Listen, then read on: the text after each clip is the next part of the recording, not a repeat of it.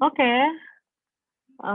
seperti yang kalian tahu, kita sudah masuk ke stasiun utama sudah, ke stasiun tambahan sudah. Stasiun tambahan itu eee, ada kamar mesin dan ada boiler. Nanti pasti juga ada limbah, lalu ada juga, laboratorium. Kalau bengkel itu isinya tentang, perbaikan-perbaikan alat. Nah, kalau laboratorium dia nanti akan bicara tentang, eee eee, mengkarakterisasi dari si CPO yang dihasilkan atau kualitas mutu dari produk-produk hasil pabrik kelapa sawit. Oke, saya mau share screen ke kalian. Materinya sudah saya kasih. Sekarang saya mau menjelaskan sedikit tentang uji kualitas CPO dan palm kernel. Ya, uji kualitas CPO dan palm kernel ini rata-rata dilakukan di laboratorium PKS. Jadi uji kualitas CPO dan palm kernel ini fungsinya adalah untuk mengetahui mutu dari si CPO dan palm kernel yang kalian hasilkan itu akan mempunyai nilai jual yang tinggi dan kualitas yang oke, sehingga pembelinya nanti tidak akan kecewa terhadap apa yang sudah mereka beli dari pabrik kelapa sawit. Mutu minyak kelapa sawit adalah membuat kesesuaian standar dari minyak hasil produksi dengan spesifikasi mutu CPO yang sudah ditentukan secara baku dan berlaku secara umum pada banyak PKS, serta harus memenuhi kriteria dan keinginan pembeli. Spesifikasi ini juga dapat ditentukan oleh produsen atau konsumen. Selanjutnya, tahapan pengujian kualitas CPO itu ada beberapa. Yang pertama, kalian harus periksa kualitas CPO-nya dan kernel, karena nanti secara produk ada dua yang mau dijual, ada CPO dan ada kernel. Lalu, menghitung berapa banyak hasil produksi yang hilang selama proses. Sama kalau misalnya kalian mau jual makanan, misalnya kalian mau jual ayam, gulai ayam misalnya, jangan sampai ada ayamnya yang hilang dari gulai ayam itu. Jadi 10 potong ya harus ada 10 potong gitu. Kalau misalnya adanya 9 potong berarti pasti ada kerugian. Dan jangankan ayamnya yang hilang, kuah gulainya saja kalau bisa ada yang jangan hilang, kalau kurang nanti untuk menjualnya jadi susah. Sama, di jualan apapun pasti kayak gitu. Menghitung berapa banyak hasil produksi yang hilang atau losses, istilahnya losses kalau di pabrik selama proses. Jadi kalian jangan sampai nanti karena disalin, misalnya kalau makanan di tempat di wadah, maka ada yang lengket di wadah lah, ada yang hilang selama proses penguapan lah, ada yang beginilah, yang begitu, maka berapa banyak yang hilang itu harus terukur. Ada persentase yang diperbolehkan untuk hilang. Berapa persennya itu tergantung di stasiun mana. Lalu selanjutnya untuk menganalisa raw matter atau bahan baku air yang pada umumnya diperoleh dari pembuatan waduk konvensional atau dari air sungai dan boiler water. Jadi air-air yang kemarin ada di stasiun tambahan yang dari sumber penampungan itu bahan baku airnya juga harus terukur. Misalnya kesadahannya, kemurniannya, bahan-bahan yang terkandung di dalamnya itu harus terukur. Lalu memonitor perubahan anaerobik dengan melakukan analisis rutin limbah. Kalau kalian sering dengar tentang istilah dari zero waste atau limbahnya nol, maka semua pabrik atau industri wajib menerapkan itu. Jadi jangan sampai ada limbah-limbah itu yang akan mencemari lingkungan. Ada standar-standar yang harus dipenuhi untuk suatu pabrik baru bisa beroperasi dengan baik. Itu adalah memonitor, salah satunya dengan cara memonitor perubahan anaerobik atau proses anaerobik pada si limbah tersebut. Lalu, kalau kalian mau mengukur kualitas CPO, Salah satu kategori atau karakteristik yang bisa diukur itu berdasarkan adalah free fatty acid. Free fatty acid ini atau bahasa Indonesianya asam lemak bebas atau ALB, merupakan grup dari asam organik yang terdapat dalam minyak sawit. Kandungan free fatty acid di dalam minyak sawit sebagian besar itu palmitat, stearat, dan oleat. Kandungan palmitat lebih banyak di dalam minyak sawit sehingga berat molekulnya digunakan dalam perhitungan. FFA atau free fatty acid itu terbentuk akibat adanya air dan katalis melalui reaksi hidrolisis. Makanya kandungan air di dalam CPO itu wajib terukur rendah atau tidak boleh melebihi standar karena takutnya akan mengakibatkan free fatty acid. Kalau free fatty acid-nya berlebihan, maka minyak yang kalian hasilkan itu nanti akan seni. Ada dua hidrolisis katalisis di dalam minyak sawit. Ada hidrolisis enzimatik dan kedua hidrolisis katalis secara spontan. Lalu analisa free fatty acid di dalam minyak kelapa sawit itu untuk menilai kadar asam lemak bebas dalam minyak dengan melarutkan lemak tersebut pada pelarut organik yang sesuai dengan menetralisasi larutan tersebut dengan alkali dengan menggunakan indikator penoftalin. Ini sistemnya adalah indikator titrasi asam basa. Pemakainya sistem titrasi asam basa. Nilai FFA dalam CPO itu sebaiknya tidak lebih dari 4%. Nilai FFA dalam CPO itu standar masing-masing pabrik berbeda, tapi biasanya setiap pabrik mengetatkan berapa kadar FFA yang diperbolehkan di dalam CPO mereka. Nah, apa saja sih faktor-faktor yang mempengaruhi besarnya kadar free fatty acid? Itu ada tingkat kematangan buah sawit, makanya tidak boleh buah yang lewat matang terlalu banyak, itu karena akan ngaruh ke free fatty acid. Lalu juga memperpanjang penanganan buah dari waktu panen hingga waktu proses. Makanya kemarin ada yang sempat nanya, gimana kalau misalnya buah itu dipanennya sore, baru dikirimnya besoknya atau 2 hari kemudian, maka dia akan mempengaruhi free fatty acid. Makanya pengennya panennya cepat, ya langsung ditangani. Keterlambatan atau penundaan antara panen dan proses, yaitu sama seperti itu, bahwa kalau misalnya lama dibiarkan, maka free fatty acid-nya akan semakin tinggi. Lalu ada namanya moisture content atau mengukur kadar air. Penentuan kadar air pada minyak produksi adalah untuk menilai kandungan zat menguap dalam minyak, yaitu jumlah zat bahan yang menguap pada suhu 110 derajat Celcius, termasuk di dalamnya air, serta dinyatakan sebagai berkurangnya berat apabila sampel dipanaskan pada suhu 110 derajat Celcius. Nilai kadar air atau moisture content pada CPO sebaiknya tidak lebih dari 0,4% yang diperbolehkan, hanya 0,4%. Seperti yang kalian ketahui, ini juga menjadi sangat penting. Nanti di satuan operasi juga ngaruh nih.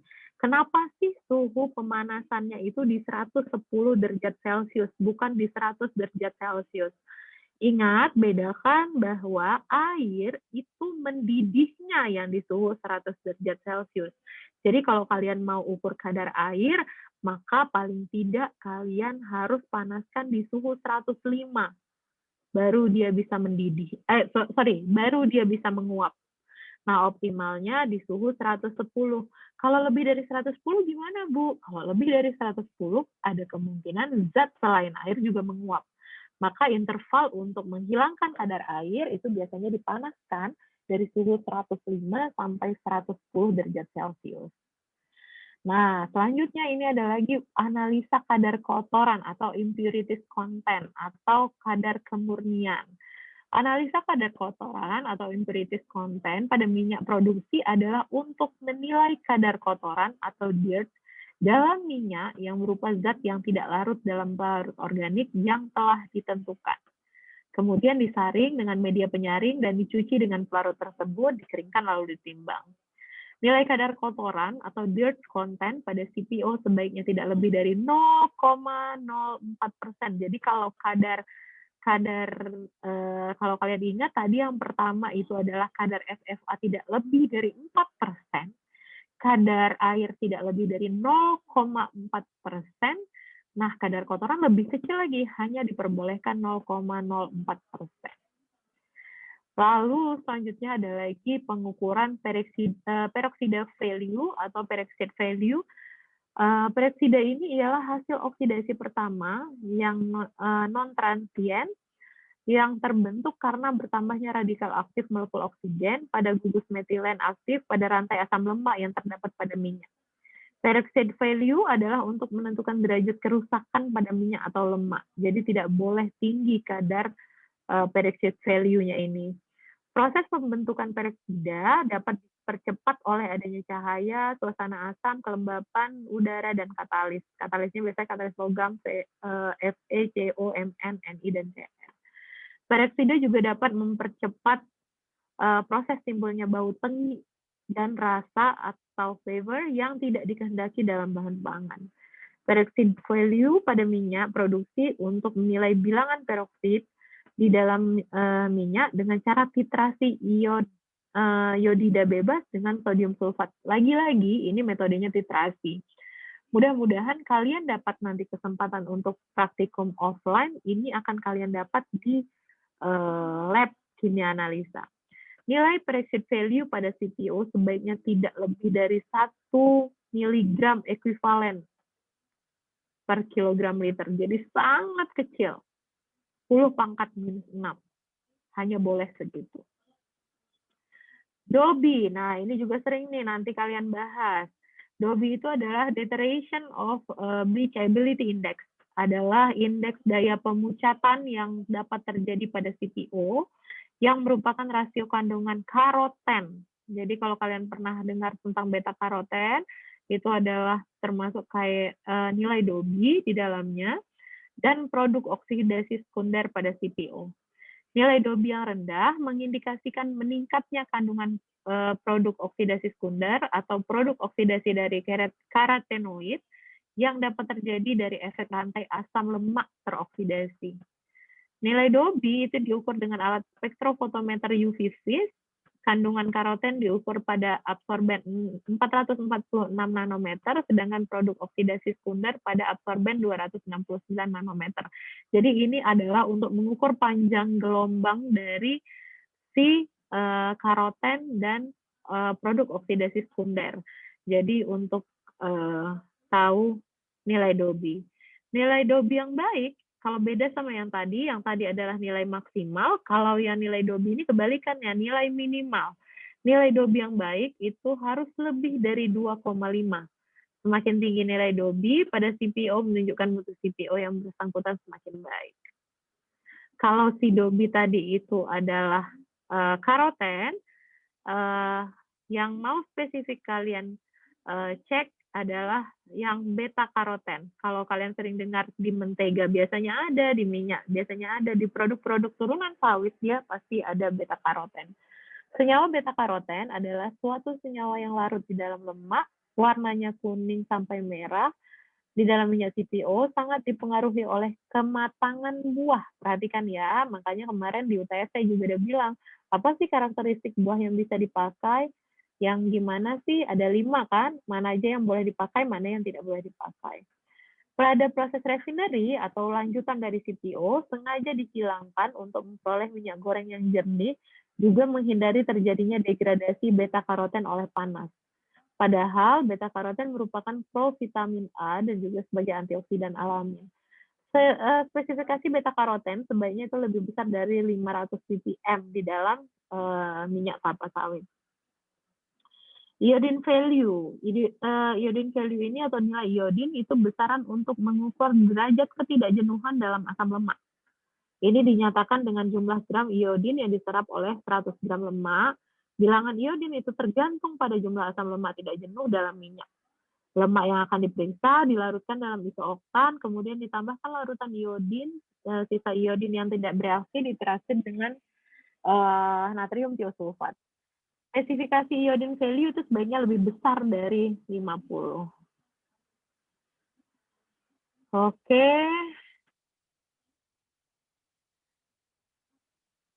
Selanjutnya itu ada pengukuran losis pada laboratorium PKS. itu ada losis tadi adalah kehilangan minyaknya ya. Jadi oilosis itu ada diukur di sterilizer, di kondensat sterilizer. Itu nanti kalian ukur dari rebusan. Lalu ada losis di empty bunch atau yang keluar dari conveyor. Itu nanti bisa kalian cek juga ada berapa banyak minyak yang terbuang. Lalu ada, sorry putus ya?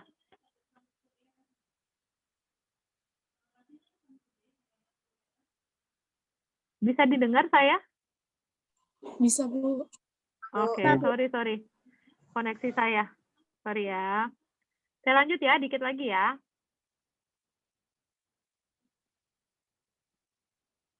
Oke. Next, ada oilosis di USB, itu di tracing, bisa kalian lihat, unstrip bunch, di situ nanti dicek juga losisnya. Lalu ada oilosis di fiber press, keluar dari stasiun press berarti, nanti dicek lagi losisnya. Lalu losis di stasiun klarifikasi, lalu ada oilosis di sludge waste, atau yang sudah di kolam limbah, lalu ada di kernel losis. Jadi kalau di stasiun klarifikasi itu, di stasiun kernel itu biasanya adalah kernel losis di fiber cyclone, ada dan kernel losis di winnower. Lalu juga ada kernel losis di clay bed. Ini caranya untuk di clay bed, dan ini adalah tata cara pemakaian bahan kimia di laboratorium. Singkatnya gitu, saya kemarin sudah minta catat. Di laboratorium kalian harus lihat ini, ada penerimaan buah, ada kesesuaian, ada pelengkapan administrasi, ada pengecekan, ada pelabelan, lalu ada penyimpanan bahan kimia. Jadi ini kalian wajib tahu tahapan-tahapan di lab bahan kimia apa saja. Jadi kalau kalian bisa lihat bahwa di dalam suatu pabrik atau di dalam suatu pabrik kelapa sawit atau pabrik apapun, mutunya itu harus terukur. Bahwa kalian memastikan yang akan kalian jual ke perusahaan itu dalam kondisi baik, mereka siap pakai, dan mereka tidak dirugikan. Jadi mereka akan cek duluan di pabrik, nanti si pembeli akan cross-check. Jadi datanya nggak main-main. Nah, lalu perhatikan lagi, yang perlu kalian ingat adalah hampir di semua stasiun itu kondisinya adalah terjadi pengecekan oilosis. Jadi kalau kalian sudah ngomong tentang pabrik kelapa sawit, maka kalian pasti akan erat berkaitan dengan oilosis. Kenapa oilosis? Karena oilosis itu adalah memastikan pabrik itu tidak merugi dia dalam proses produksi. Kalau bayangkan, losisnya maksimal 1%. Kalau dalam satu kali produksi losisnya sampai 5%, lalu si pabrik nggak notice, berarti kerugian mereka sudah 4% di dalamnya. 4% satu kali produksi, kali next, maka kerugiannya akan besar. Itu kalian wajib teliti. Sebagai orang-orang yang akan bekerja di industri, kalian wajib teliti dalam melaksanakan pengamatan kualitas. Jelas ya, saya rasa itu dari saya terakhir. Jadi perhatikan hampir di semua tahapan, hampir di semua stasiun itu ada yang namanya losis. Caranya yang berbeda-beda. Saya sudah share, kalian boleh dibaca sambil dicatat-catat di buku catatannya. Sekarang saya buka sesi tanya jawab dulu. Ada yang mau bertanya? Boleh di-unmute langsung ditanya.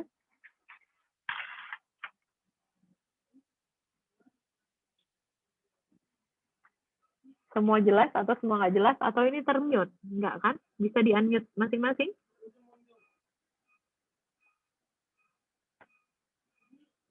Jelas? Oke.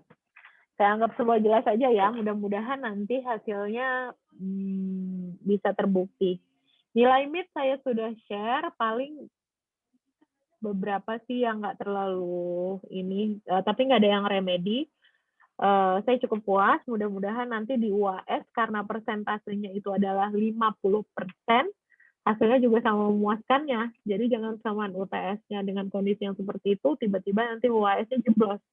Jadi ya sama aja kalau kayak gitu, karena kondisinya UAS itu akan sangat meng-up dia di 50%. Dari saya itu aja. Kalau misalnya nih ada yang kondisinya keluar masuk karena sinyal atau yang lain-lain, nanti saya akan share video. Dan untuk hari Rabu, persiapkan dirinya untuk tugas. Saya akan langsung kumpul di hari itu juga. Jadi mungkin kita nggak ketemu di Zoom, tapi bahan akan saya share via portal. Cukup jelas ya, 1A. Mudah-mudahan kerjasama kita, ini tinggal dikit, kalau saya nggak salah, akhir Maret kita sudah selesai, awal April kita sudah UAS, kerjasama kita bisa baik, ada ilmu yang bisa kalian serap. Kalau misalnya ada yang bertanya, tapi tiba-tiba waktu nyatat ada yang teringat, ya silahkan catat, silahkan chat di grup. Jadi teman-temannya juga bisa tahu apa yang mau ditanyakan. Saya nggak tahu harus bangga atau harus sedih karena nggak ada yang nanya apakah saya memang segitu hebatnya menjelaskan atau sebenarnya semuanya tidak paham. Saya juga nggak ngerti lah ini. Tapi saya kan nggak boleh husnuzon, nggak boleh suzon. Saya husnuzon aja semuanya paham, gitu ya. Saya berpikiran positif. Ya, amin lah pokoknya. Mudah-mudahan aman semua, jangan sampai ini, karena mata kuliah ini menurut saya adalah paling basic ke mata kuliah lain. Nanti satuan operasi kalian akan belajar itu lagi. Pengolahan limbah akan belajar itu lagi. Jadi pahami dulu pabrik kalian, karena ibaratnya nih, di prodi ini pabrik nih jantungnya kalian banget nih. Kalau kalian udah nggak paham si jantungnya, ya udah die lah semuanya. Karena nanti tiba-tiba orang ngomong satuan lah, orang ngomong limbah lah, orang ngomong apa, kalian nggak tahu di mana prosesnya, di mana terjadinya. Makanya dari awal review dulu supaya kalian paham. Yang mempersulit kalau di senior kalian itu ada namanya pensis. Itu artinya kita datang ke pabrik, kita lihat orang pabrik menjelaskan, kita tidak bisa. Sedangkan yang buat saya jantungnya adalah nanti kalian akan kuliah kerja industri 1 tahun di industri. Jangan sampai industri ngomong, wow, kita yakin industri apa mahasiswanya, terus tiba-tiba anak-anaknya nggak tahu apa-apa. Jadi tolong bekali diri kalian, karena kalian 1 tahun lagi ke depan untuk belajar sama kami. Setelahnya kalian akan kerja sama industri. Lebih itu aja saya yang paling jadinya cara saya. Nanti saya share lagi videonya di YouTube, saya share lagi. Semoga